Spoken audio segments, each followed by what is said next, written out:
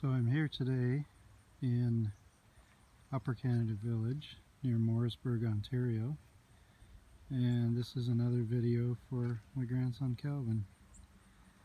So why the Upper Canada Village is a special place for me and why it's important is I'll show you here in a second, but you can see this wall in front of me is a pioneer memorial wall, and a lot of our ancestors are buried in this area.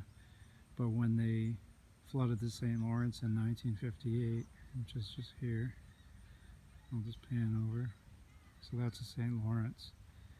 It never used to be that high until 1958, until the government flooded it and they had to move the houses and a lot of the cemetery stones and relocate the communities around here. So they built this special village to commemorate kind of the pioneer times. So if you can see kind of through here, through the trees, there's a flag. There's a Loyalist flag or British flag. Now up on the top of that hill is the Battle of Chrysler's Farm Memorial, which was moved when they flooded the Seaway. It was moved to a higher spot. Today you can probably see the flag a little bit in the background. So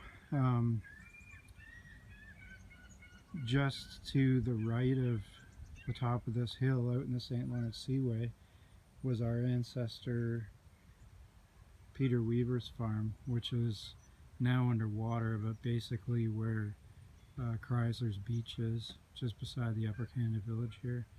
So what I did want to show you was this cairn right here,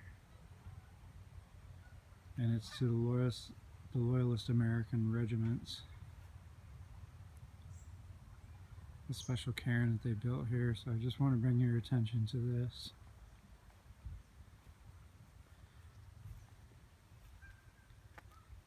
So this lists the regiments pretty much that disbanded in this area. So a lot of the original families from here are buried throughout this whole area. Our ancestors were mostly from the King's Royal Regiment of New York, but also from the 84th Regiment, which actually there was two battalions. One disbanded here in Glengarry, and the other one disbanded in Nova Scotia, and that's actually where we have a Loyalist ancestor.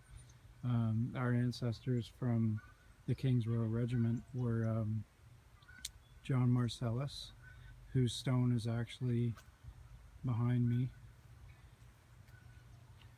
I'll just give you a panoramic here.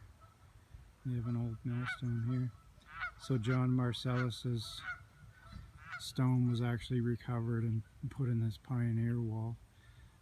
Our other Loyalist ancestors here were Francis Allman and John W. Service, and I'm sure I'm missing a few. And then we had other ancestors. There was Colquhouns, and their stones are actually were placed in here. Like I said, once they flooded the St. Lawrence, they had to move a lot of the little villages, and they had to move the old highway number 2 up a little bit because it used to run all along the St. Lawrence. It still does today, but they had to move quite a bit of it.